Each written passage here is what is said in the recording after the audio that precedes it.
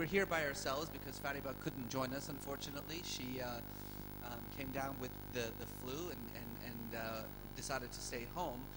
But the wonderful thing about this is that this allows us to have a very intimate and kind of private session. So instead of doing the usual, we talk for 50 minutes and then 10 minutes of questions, we're going to talk for maybe 25, 30 minutes, and then we'll just open it up to a larger discussion. And by a larger discussion, I mean that you can actually make comments instead of questions. Laleh and I, we have kind of a similar history. We were both born in Iran. Were you born in Tehran? Isfahan. Isfahan, which is where my mother is from. Isfahan, Nefse Jahan. And we both came to the United States as children after the '79 revolution. I was 7. I think you were 2.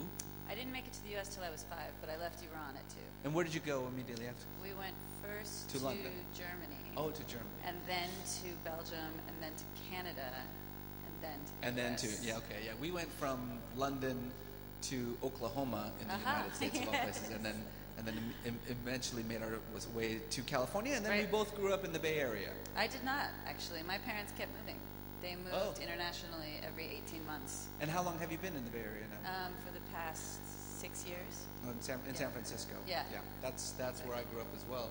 And then we both, started writing and kind of became, I would say, burdened with this identity as Iranian American writers, or even worse, Iranian writers in the diaspora. Yeah.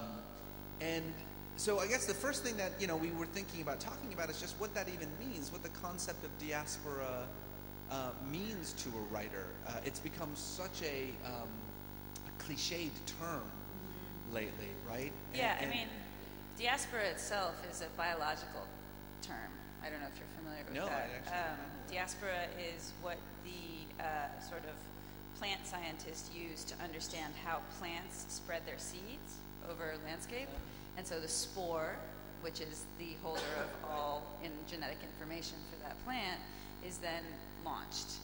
And if you consider you and myself as spores of this particular region of the world, we carry the stories, the mythology, the histories, the foods, the prejudices, et cetera, et cetera.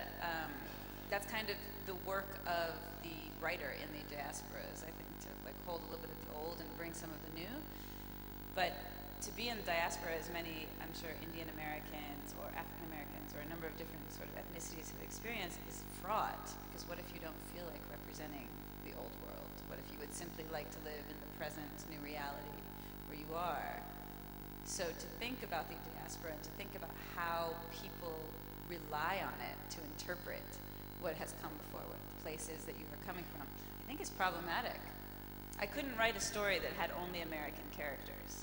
Yeah, that's what I was going to ask you. So is there an expectation, do you feel burdened by that expectation to write about either the Iranian American experience or the Iranian experience? I mean, I have a love-hate relationship with the term Iranian American writer, because I'm always sort of referred to that way.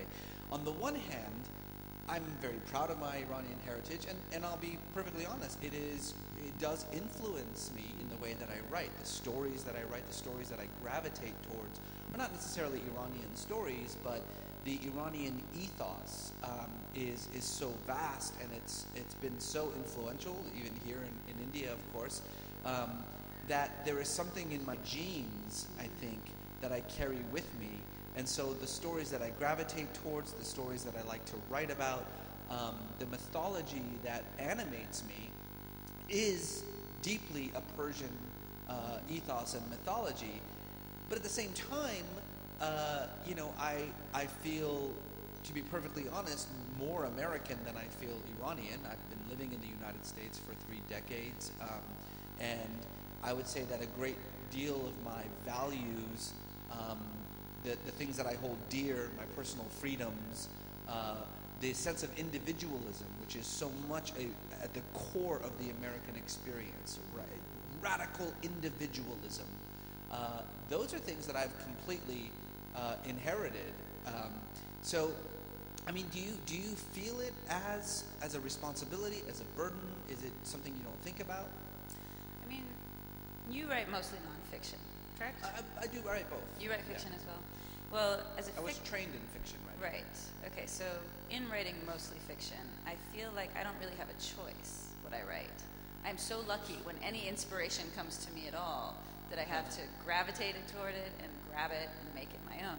And the inspiration that has come most easily in the past 5 to 10 years has been this weird, intense story of the Kurds, who are my father's side of the family. So you have a Kurdish background. Yeah, I have a Kurdish background on one side. And I have to take those stories. The problem that develops is not with my telling of these stories, but with the marketing of these stories to the greater readership. Because I write of the Iranian history and the Kurdish history, I am now branded to be an Iranian-American diasporic writer.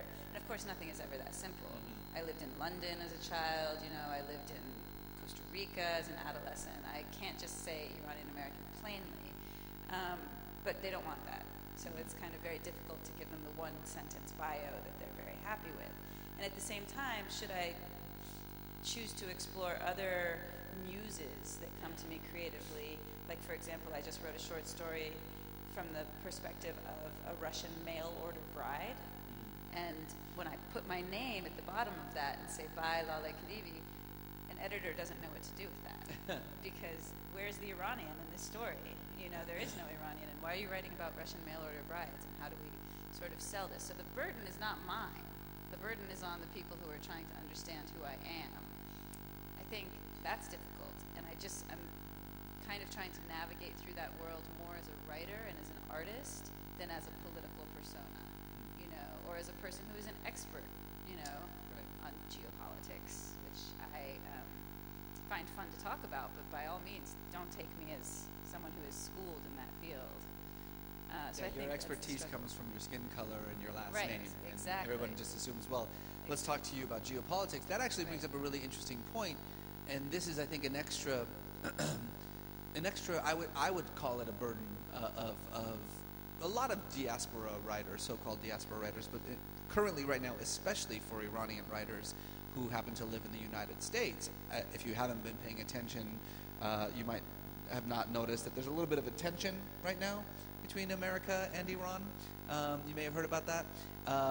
And there is a groundswell of support in the United States, tempered a little bit by the tragic mistake of the Iraq War, but nevertheless, about half of the American population very openly supports a military engagement with Iran, a war with Iran, primarily because they've been fed a media diet that is quite false about Iran's nuclear capabilities, etc., but nevertheless, and the stories that one hears about Iran have an eerie parallel to the stories we heard about Iraq, the grave human rights violations, a tyrannical regime oppressing its population, especially when it comes to stories about Iranian women and their the oppression that they are under in Iran.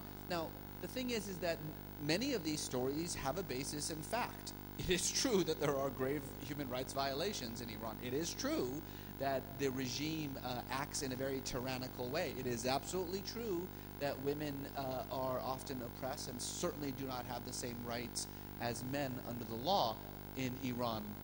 And as a writer, as an Iranian writer, this is great fodder for storytelling.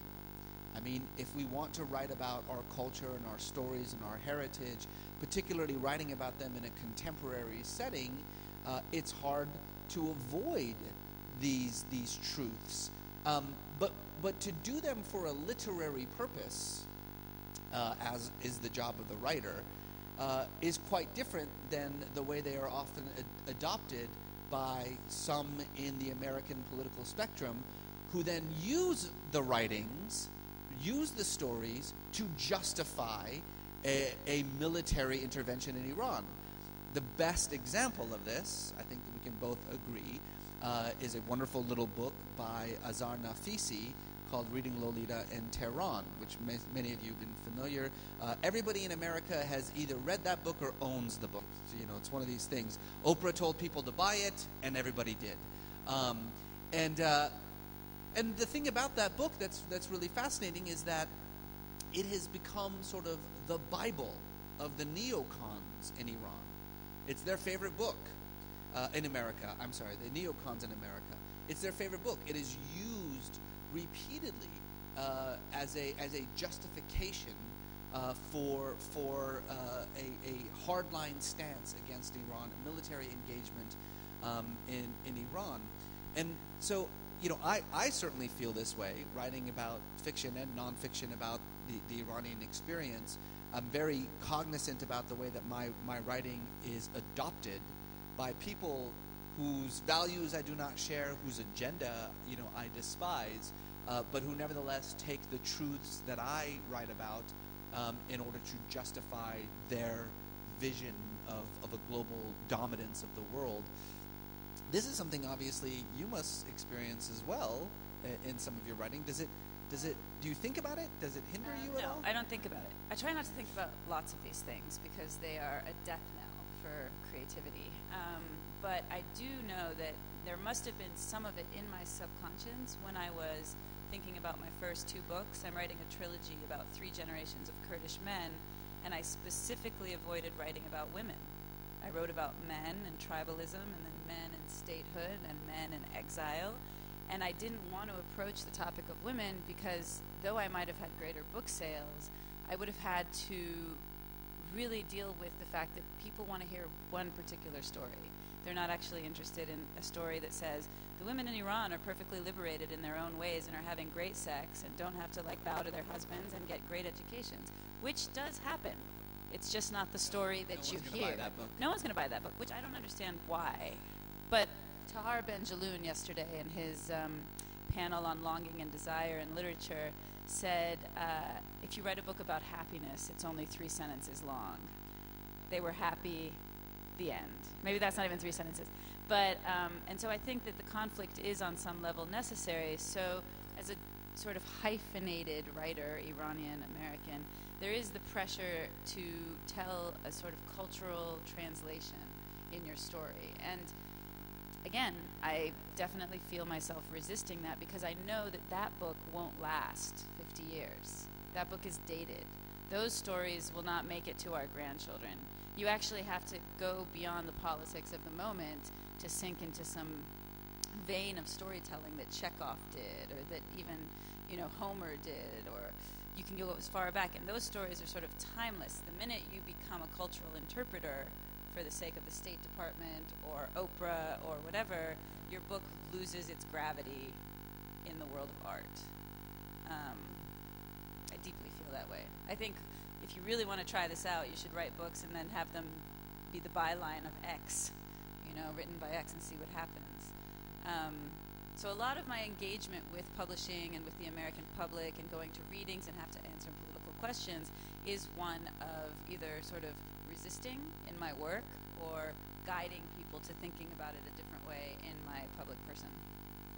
So the title of this panel is After the Revolution, Post-Revolutionary Iran, which of course is what most people think about when they think about Iran. They think about the current Islamic Republic, though of course Iran has a very long and vibrant history. But even in the 20th century, I think one thing that people forget, obviously, is that the 79 revolution was the third of 3 revolutions. The revolution of 1905 to 1911, the first constitutional revolution, which was hijacked by the Russians, who quite literally opened fire on the Majlis, on the parliament, to put an end to that experiment in democracy. The 1953 revolution is one that most people are familiar with, where the CIA, in support of the British, through a coup, brought down the second attempt at a democratically elected government in Iran of Mohammad Mossadegh. And then, of course, in 1979, the third attempt by Iranians to rid themselves of a monarchical dictatorial rule in favor of democracy. This one happened to have been hijacked from within as opposed to from without. It wasn't the British or the Russians or the Americans who hijacked this revolution. It was actually the clerical establishment itself. And so there is this kind of sense in Iran that it is a population that is, on the one hand, constantly at this simmer, at this boil of revolution, but on the other hand, somewhat captive to outside forces, captive to charismatic forces within. And while most of, I think, Iranian diaspora writing, as we were talking about, quite critically talking about it, tends to either create this romanticized Iranian past before the revolution, how everything was so wonderful before the revolution, forgetting about the fact that, you know, it was a brutal, oppressive, dictatorial regime that slaughtered, tortured, and murdered its population at will. And then everything went to hell, you know, once the revolution started. And then on the other hand, as we talked about modern Iran as a place of oppression for women, as oppression for minorities. The writing that's coming out of Iran itself, which we are both big fans of, I mean, the sort of contemporary post-revolutionary writing in Iran is quite marvelous. It's quite marvelous in the sense that it does sort of reflect this tension between the population and its leaders. I'll talk about one of my favorite stories, and then maybe you can talk about one of yours.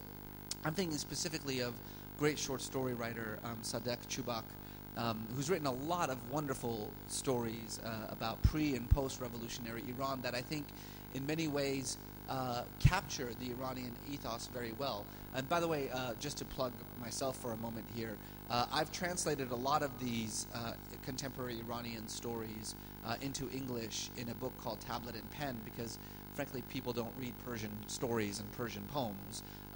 And so they are available in English if you're interested, including this story here. It's one of my favorite short stories. It's called The Baboon Whose Buffoon Was Dead. And it's about a sort of street performer with a baboon. You in India might be familiar with this phenomenon. Who is an opium addict, who abuses his baboon. The entire story is told from the baboon's perspective, and who, after a performance, goes out into the woods, ties the baboon to a stake, smokes some opium, and then dies. And then the baboon ultimately figures out a way, after a great struggle, to free himself from the ground. He frees the stake from the ground, though he's still chained to it. And now, for the first time ever, recognizes freedom, understands that he can go anywhere, he can do anything, he's absolutely free. But he's so afraid of his surroundings, so afraid of the people around him, that he ends up never going more than a few feet from his dead buffoon, until ultimately he has a run-in with a child, and these villagers come to kill him. The story ends with the villagers approaching the baboon. And of course, it's a wonderful metaphor for what Sadek is trying to say about the Iranian ethos, right? Here we are over and over and over again, having had our freedom momentarily, and yet being such a slave to charisma, being such a slave to our former masters, that every time we do this, we go right back to dictatorship, right back to tyranny. That I think is, for me, a wonderful example of how post-revolutionary literature is from coming out of Iran, is beautifully capturing the Iranian ethos. So that's my story. Any favorite writers that you have from Iran? Yes. Yeah, it's a great story. Is that book for sale here? Yeah, Tablet and Pen. It's for sale in the bookstore. A few years ago, after the Green Revolution, I was asked to edit an issue of the Virginia Quarterly Review, which is a magazine that publishes decent fiction and nonfiction and journalism in America. And the entire issue was devoted to Iranian writing, and I was asked how I wanted to structure it. And I said, no Iranian American writers. I myself became ineligible to be in it, and only writers who are writing currently and alive in Iran. And we found a woman who was publishing a blog at great danger to herself. Her name is Fatima Shams, and she had lost her husband to the Green Revolution, not his life, but he was imprisoned. He had gone out for a protest and gotten sort of very much in the face of a comité and been taken to Evin, which is the big prison in Tehran built inside of a mountain, lest you try to escape. And she was writing one-way letters to him on this blog that were above and beyond any sort of literature of love and longing I had ever read. They were so completely immediate and profound. They had met at a literature Olympics in Tehran for high school students, and they had been steeped in all of the ancient Persian traditions as well as contemporary writing, as much as made it to Iran in the last few years.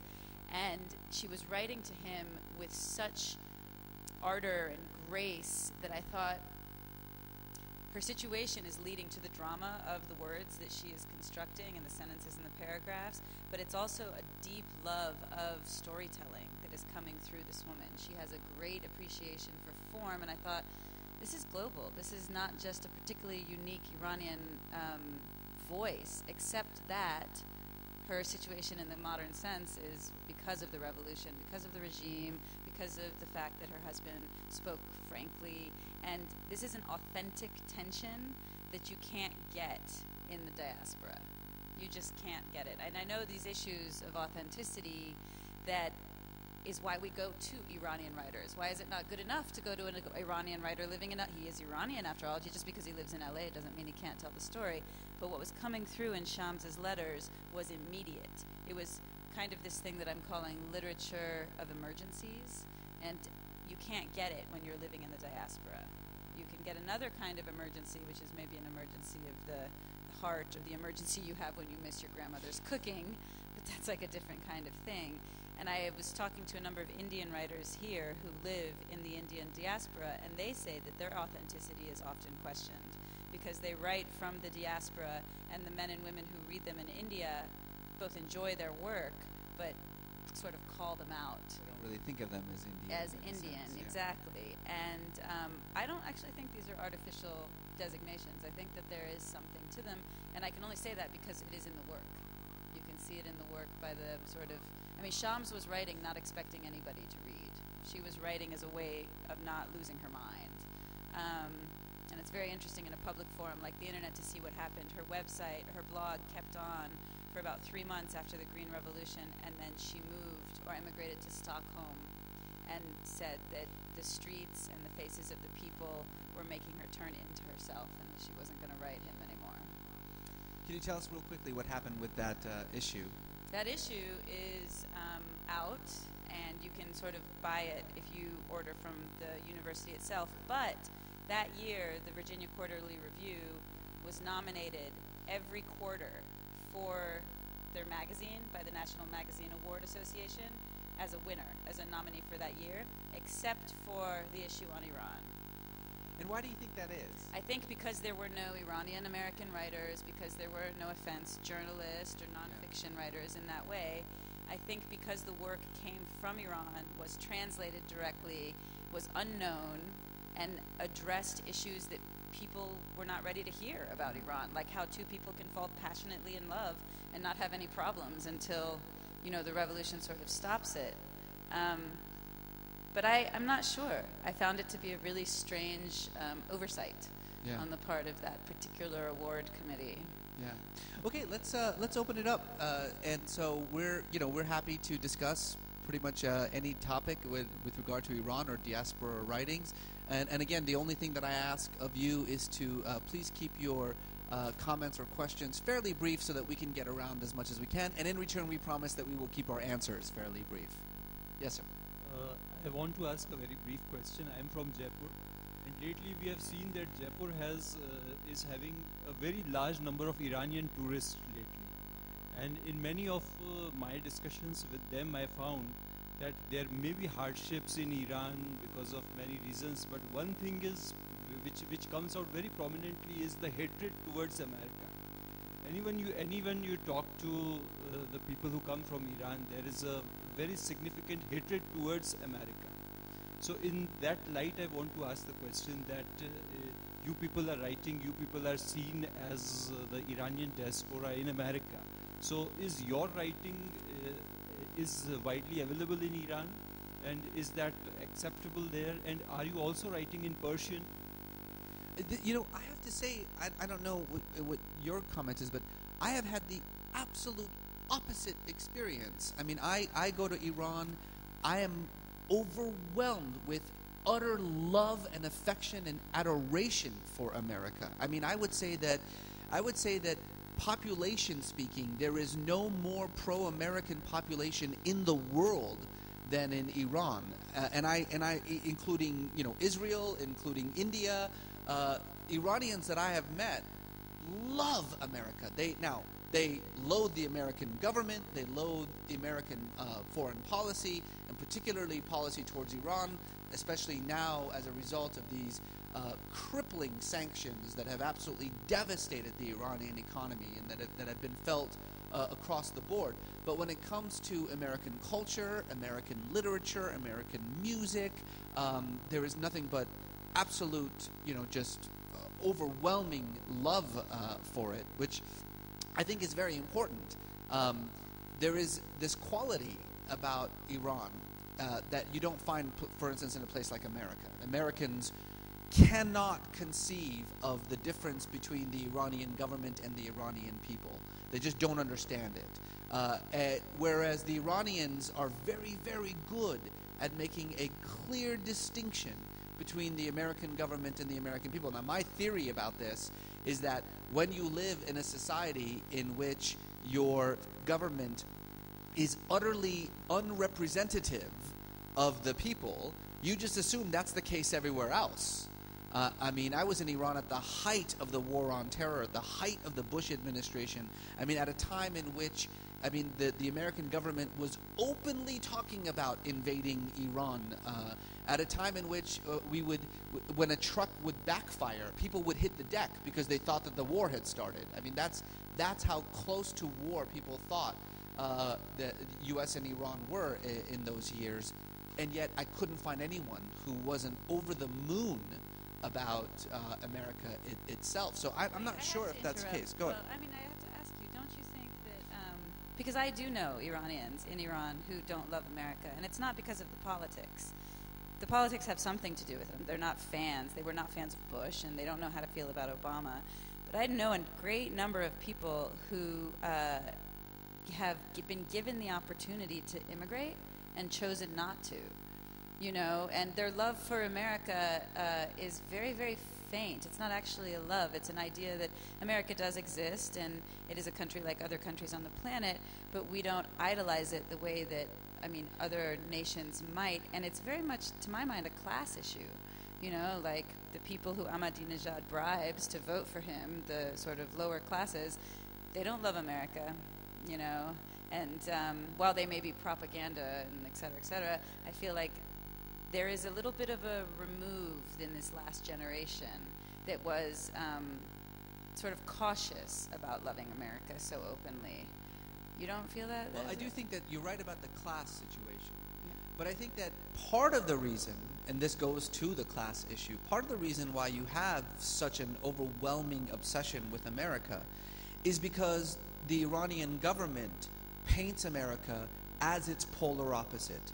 For the Iranian government, part of its propaganda, part of its sort of the pillar for its existence and the decisions that it makes is that it is so severely anti-American. But because there is such open loathing of the Iranian government amongst certain classes, that immediately flips a switch. You hate your government so much, and the government hates America, well, then you love America, and you love everything that America, you know, stands for. I think that's where the class thing comes in very, very clearly. In terms of what you were saying about the books being sent back to Iran, I have never had a request from an Iranian publisher or translator to have my books translated in Iran. And I feel like that is because they are very well aware of the limits of censorship. And so I may write for the rest of my life in the diaspora and never have an audience in Iran. And actually, say one day the channels of censorship open up and there is room for writing like mine in Iran, I'm not sure there would be a readership because the things that I posit are a little bit controversial, and the histories that I remake and recreate are not necessarily completely accurate. And I feel like it is diaspora writing for the diaspora, you know, and for the rest of the world. But in Iran, I'm fine with Iranians not reading my writing. I did hear that for a little while, Nafisi's book was kind of a hot item that would get smuggled in, and the people who could read in English would read it. But there hasn't really been that much interest. And I have a friend who's from China who writes in the Chinese diaspora in America, and her work is translated in Chinese, and nobody reads it. Just on that note, so what I've done is I took my first book, I paid someone to translate it into Persian, and I put it into a PDF file, and it's on my website, and anyone in Iran can download it for free because it's the only way that they can get it. That's a good idea. Yes. Hi. Laleh, just listening to you speak a few times over the last couple of days, I have to say, it's so refreshing to see a writer in the diaspora, one, be so aware of the tension of authenticity and be so open to discussing it at a place like a literature festival where a lot of writers are kind of being called up to be spokespeople, and you see this tension between marketing and writing very, very clearly. And, you know, your reluctance to become a spokesperson for Iran at a time of great political tension when it would bring you a fantastic market is so refreshing and so admirable. I really wanted to thank you for that because it's been a running theme with you I've just seen the 2 or 3 talks that you've done, and it's so important to hear that at a literature festival because it's so often forgotten. So I wanted to really thank you for bringing that voice. And the simple question I had is, because of Nafisi's popularity, you know, she's kind of become part of the canon in America that's taught. I studied literature as an undergraduate there. Yeah. And it was very difficult to find, you know, as I'm becoming interested in older Hindi writers and Urdu writers, there's an affinity to try and find some older Persian writers. So if both of you could recommend maybe 2 or 3 writers, older writers, who you think are, you know, iconic and have been translated into English that we could read, that would be really nice. How old are you? I mean, anything anything that you think is a classic things. The Owl? Oh, I'm 23. You asked how old am I? Yeah, no. How old do you want to go back? Like how far do you want to go? So Sedayet, I think, would be really great. Yeah, Fariba, that's not that old, but. Well, so I think the best stuff is in the 20th century, to be honest with you. I mean, besides the Hafez Rumi business. Oh, right. Yes. I mean, Hafez and those guys. Right. But I think the best, you know, talking about contemporary Persian literature, The Owl is, I think, one of the most important pieces of literature of the 20th century. I think it's the Chekhov of Iran. Yeah, it really is. Really remarkable. And by the way, also, that's translated, a couple of chapters of it translated in tablet and pen. Good. And Jamal Zadeh, he really is considered the father of contemporary Iranian writing. Very, very humorous. Sadek Chubak, the man that I mentioned, very, very good short story writer. Poetry is much, much easier, of course. Yeah, Faroukzad. I mean, the Iranians don't have a history of the novel. There is no sense of what the novel is in Iran, and so a lot of the most effective and passionate writing is in poetry. Yeah. Not that it's not narrative. There is narrative poetry, but the novel has a very short lifespan. It started maybe 50 years ago, 50 or 60 years ago in Iran, but Faroukzad is this amazing, transcendent female poet. She also wrote a novel and some short stories, and she made a film about a leper colony, and then she died rather tragically and very young. But again, she's a touchstone, I think, if you want to understand the contemporary female voice coming out of Iran, not in the diaspora. And then in prose, I think the best female voice is Daneshvar, and she's Samin Behbehani is another really amazing voice. My suggestion is if you just go to the bookstore, open up the tablet and pen, and just look at the writers. You don't have to buy the book, but just at least write down, you know, these writers. He's done some of the work for you. It's true. They're really fantastic. Yeah. I don't know who has the mic and who's passing it along. Yes, go ahead, please. Good morning, Reza and Laleh, both. is it possible I explain something about the question of our friend about hateness? And is it possible to explain about, again, readers, Iranian readers? Because I grew up in Iran, and just 4 years ago I came here. So I think that my experiences, more than you in Iran, about the Iranian feeling about Americans. It is very complicated process. When a revolution happened to Iran, I was just 13 years old.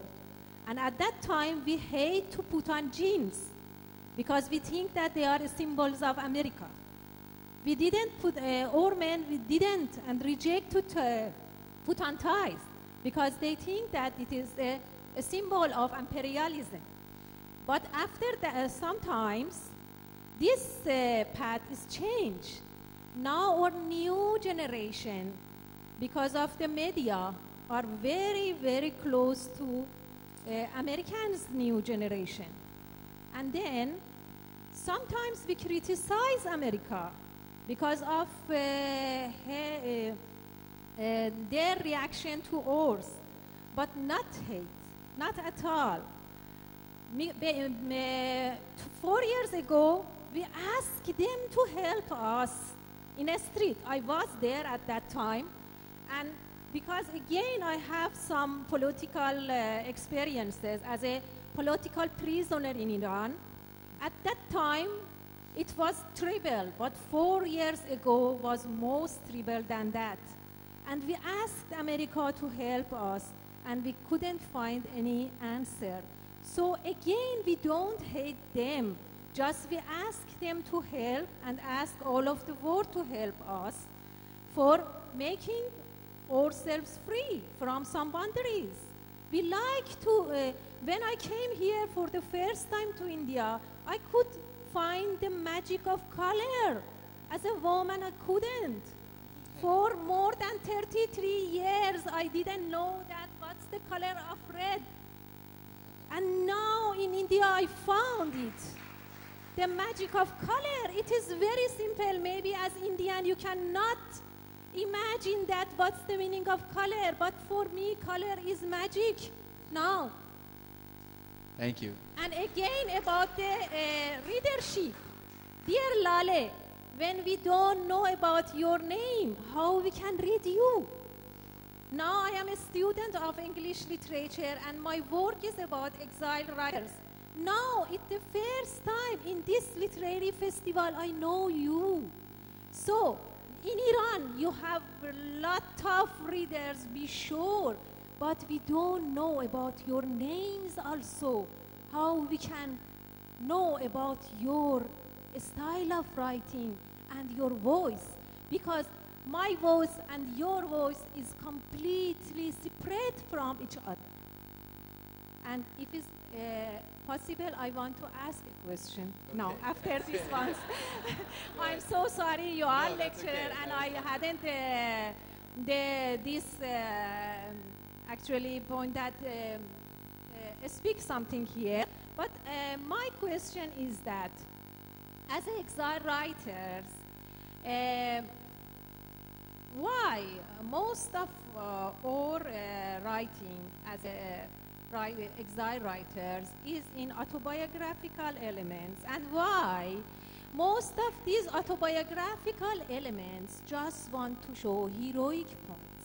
Because I think that in these points, as my experiences, I haven't any theories, clear theories about this, but we had this problem just after revolution in Iran. We had a lot of books about political, again, prisoners, such as Ashraf Dehqan and others. And as a teenage, at that time, I think that we have just two choices: rebellious or peace. And when we find something, we have to bar and reject it as a positive, negative points. Heroic, as a Shahnameh. But another point of Shahnameh, we just in Iran look at the hero, not look at a normal person who can do some mistakes. And in autobiographical books, we can find it. In fictions, somehow they mix their imaginary with this and find little by little some points that go away from heroic points and find some mistake in ourselves also because we had. So is it possible to explain me why? Thank you so much. Yeah. You know, I'll let you answer that. I was just going to say that we have the same criticism. We feel exactly the same way. In fact, right before we came up here, we had a discussion where we decided that rather than complain about that, we didn't want to speak poorly of our fellow exile or diaspora writers who aren't here to defend themselves. So we thought we would just not talk about it at all. But now that you brought it up. Well, oh, sure. Okay. Why not? Similar question to the Iranian lady here. I read Aslan Nafisi, and it had such a deep impact on me. I'm Indian, I live here, but it had a terrible impact on me. The juxtaposition of literature and the freedom of women and the repression in Iran all rolled into one. It was beautiful. My question is to you, Laleh, that since you are Iranian and you are a writer, I feel personally that how can you deny your origins?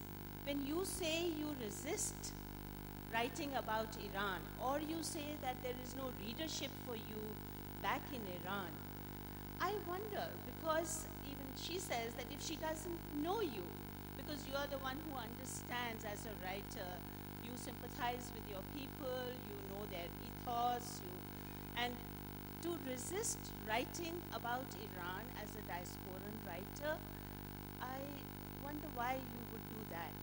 okay, I'm going to move backwards through all of these questions. Can you remember them? So that firstly, I'm a little bit of a punk. I don't know if that word translates here, but if I am told to do something, my first reaction will be, I'm not going to do that. I'm going to do the other thing. And I feel like I do not resist writing about my origins. It's actually impossible for me not to, which then makes me try to write about something else. So what comes easily to me, which is to write about my origins and the mythology around them, I've done. I did 2 books, and I'm about to do a 3rd that's slowly related. And now I want to see what else can I do?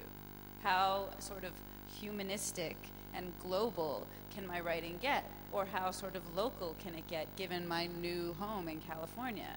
I'm constantly using writing to grow, not to dig backwards.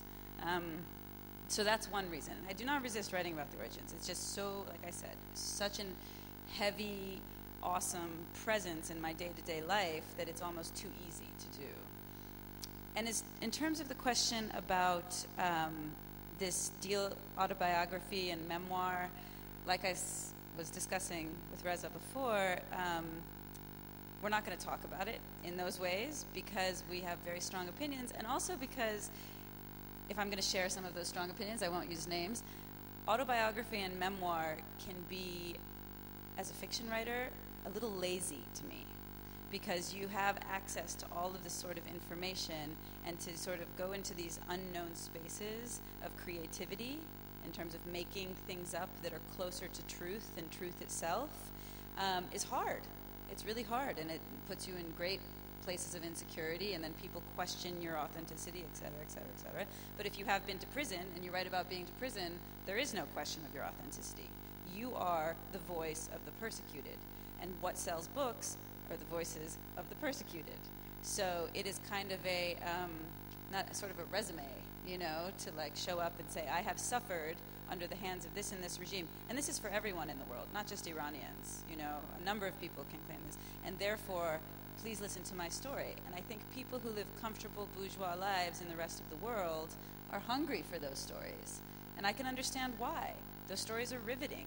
You put yourself in the position of the victim, who then becomes the hero. And that is a good feeling, to go through that journey with some other soul. You know, it makes us closer as a people. It's not the most nuanced or sophisticated or complicated story. It's the most classical. It's the story that the Shahnameh and the Iliad and all these books tell. But I think in the next 50 or 100 years, because of the way technology is working, because that I can get on a plane and end up in San Francisco in 30 hours, which I hope will be 5 in 10 years, we're going to see more complicated stories. We're going to see stories that don't have such clearly identified heroes. And we're going to stop reading memoirs that are so predictable. We're going to look for memoirs that have a little bit more sort of uncomfortableness to them and to their storylines, because people are starting to have slightly new experiences in how they live their lives. One of the writers here, Pico Iyer, I greatly admire, largely because he's had a very interesting life, but he writes about it as if it's the common man's life. You know, he could make himself a hero, but he doesn't. Each time that opportunity is given, and maybe this is his relation with the Dalai Lama, who is probably keeping his ego in check, but like, you know, he writes about the everyman that is inside of him, and I think that is the work that lasts. That is the stuff that goes beyond the moment.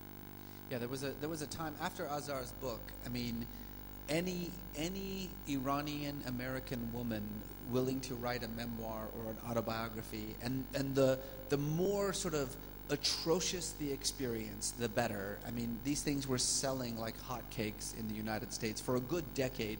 I think that's kind of played itself out a little bit, but it did become a silly trope. The Indian women had a similar moment in America and in the West, where Indian female diaspora writers, they just had to show up and write about arranged marriages, and they had a book deal. It was done. And everybody loved it. They were like, give us more arranged marriages. And my mother read one, and she's like, what's wrong with the arranged marriage? Sometimes they work out very well. You know? And the last thing I'll say before getting back to the audience is, I think you're right. Part of why they were so successful is because, yes, if you're kind of in the West and living this bourgeois experience, reading about these horrific, scandalous experiences of Iranian women, there is a voyeuristic element to it that makes it very appealing. I think that's true. But I also think that part of the reason that they were so popular is that they allowed people to feel comfortable in their stereotypes and in their prejudices. So in other words, it's one thing to be a white woman who's prejudiced against Iranian men as all being, you know, loutish, and you know, you see Not Without My Daughter, and you think, you know, that's how all Iranian men are. It's another thing to then have that stereotype, that prejudice, validated by an Iranian woman. Then it's authentic, and you feel like, well, you know, I would never say this, you know, in polite company, but now she's saying it, so, you know, it's okay. I think that was part of the appeal of it too. I don't know who has the microphone, but if you do, stand up. There you go.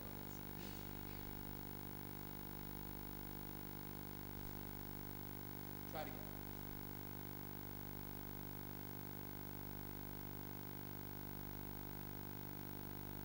A lot of Americans I've spoken to, they don't even know where Iran is on the map. Like sometimes it's in India, sometimes it's Afghanistan, but they make sure that they hate it. Like, you know, you said like the public loathing about Iran and the public love America shows for Israel just makes them hate Iran more. So I have 2 questions. I just want to know how Iranian Americans are treated in America. Are they sidelined, or are they accepted into the society? Also, I have noticed that a lot of Iranians identify themselves as, I'm Persian. They never say Iranian. So why is that? Such a good question. Yeah, I love this question because I do. There's so many Iranian Americans who say, I am Persian. Like the cat. Yeah, like the cat. Like the rug. Yeah, I'm not Persian. Like the nuclear bomb. Yes, no, I am not Iranian. I am Persian, which is kind of stupid, actually. Now, unless you mean your ethnicity is Persian, then that's okay. But they don't mean they mean their nationality, and there's no such thing as Persia. It's sort of like a Chinese person saying, I am Oriental. It's bizarre. But yes, it's done because it has you think of a cat instead of a nuclear bomb. That's exactly right. Because Iranians are affiliated to the nuclear bombs and the mullahs and this crazy rife in the region, but the Persians are an old empire, and they're made of delicious food that for some reason everyone in America thinks is spicy, but is not spicy at all. Opposite of spicy. There's the cat, of course, who's very benign. Yeah. I mean, in general, to be as simple as possible, things are Persian, people are Iranian. The end. Your first question, though, I think is a very, very interesting one about this kind of idea of how Americans see Iran. I'm going to put on my sociology hat here for a moment, because you have to understand there's something very unique about the American experience. A country of immigrants. I mean, there's no such thing as ethnic American. I mean, there were, but we slaughtered most of them. But a country of immigrants has a very difficult time defining itself as a unity. In fact, the fact that America has managed to do so for 2.5 centuries is actually quite miraculous. And it has something to do with how strong the civic sense of identity is in the United States. We can't call ourselves a single culture, a single religion, a single ethnicity, not even really a single language. I mean, in California, there's no single language in California. And so it's part of the human condition that the easiest way to define yourself is in opposition to an other. And the American historical experience has always had a very clearly defined other, whether it's Catholics or Irish, whether it's Jews, whether it's the Japanese, whether now it's Arabs or Iranians, and it changes. So when I came in 1979, and 1980, that was during the hostage crisis, and I was 9 years old, going to school, and anti-Iranian sentiment was very high. There were, rock songs about how much America hates Iran, and Iran was the quintessential other, which is why I spent a good part of the early 80s pretending to be Mexican. And by the way, you know that your cultural heritage is in trouble in America if you think Americans will treat you better if you pretend you're Mexican. Which is the bottom of the California ladder. That's when you know you're in trouble. And so it shifts. And yes, it's true that currently it's back to high, very anti-Iranian sentiment. But this thing that you said about the unique American experience is very interesting, because now it is high again. Yet her question about what is it like to be an Iranian American in Iran, fine. Yeah, it's pretty awesome. I wouldn't say awesome, but okay, being in America has its difficulties for anyone, especially Mexicans and Native Americans. But I think that what's fascinating is that if I was to grow up somewhere else, I don't think I would have been a writer. I think America, even if the conditions are bad and they're having a moment of racism against your people, you still have a voice. And that voice can find its way through the warren of media to a place where then you can have a discussion or a dialogue. Like, however noisy the television might be in the United States, there's a chance that you will hear most opinions expressed on it, which is kind of amazing. So being an Iranian American in San Francisco, fine. Miami, fine. You might go to the middle of Texas and have a little bit of a problem. Like, it's not the most comfortable thing to explain that you are from Iran, because they read the newspapers, and the newspapers say that your country is full of crazy people who are going to bomb Israel the first chance they get. And that's all they might know. But if you stick to the coasts, you're okay.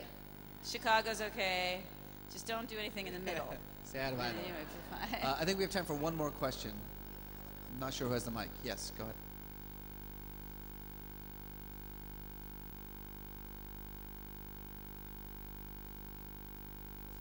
Perhaps stand up and get the mic on. I just wanted both of your opinions about the writing of Marjan Satrapi. Would you think about it, and where would you place it in this framework?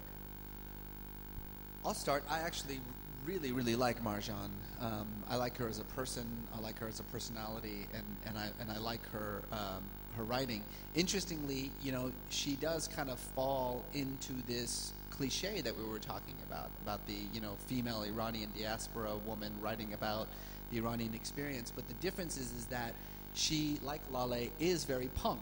And so I think the reason that I like her is that she refuses to kind of revel in those stereotypes. You know, they're part of the kind of general background noise of her novel and her comic, graphic novels. But I think that what makes it different, what makes it stand out, what makes it better, is that ultimately they're just about, you know, this kind of small story, this individual experience, you know, the human condition is what the writer is supposed to write about, and everything else that's going on is just sort of in the background. I agree. I find her work to be incredibly lucid and inspiring. Like what she writes about in the first Persepolis, in terms of like, and first we supported the revolution and then we didn't support the revolution. You know, that's a very complicated history, and she pulls it off in a way that I would never be able to, using far fewer words, which is, as a writer, always what you're going for. But I have met her a couple of times, and I went to a reading that she gave to a packed audience at a university in one of the middle states in the Midwest. And she stood up there as an Iranian who had grown up in France, which is quite possibly the most glamorous Iranian you can be, because Iranians are pretty glamorous, and then French on top of that. And she just railed against Bush, who was president at the time, and did not hold anything back, and told all of the students that they were stupid for living in a country where that had been allowed to happen, and just went on. And I thought, well, here she is writing graphic novels and having these very deeply entrenched political opinions, and how powerful is that? She's not a pundit, she is a person, but she was allowed to be given like this sort of broad voice that she then narrows down very elegantly to tell a very human story that every girl that has ever lived in the West who is from the East can understand. You know, and it's that sort of glorious, big to small thing that I think makes her stand out to me. Well, I believe that, I don't want to speak for you, but I think Laleh has a little bit of time, perhaps if you guys want to sign some books. Oh. Sadly, I have to get to the Google Moogle tent for the next panel, but I want to thank you all very much for coming out this morning. Yes, thank you. Thank you.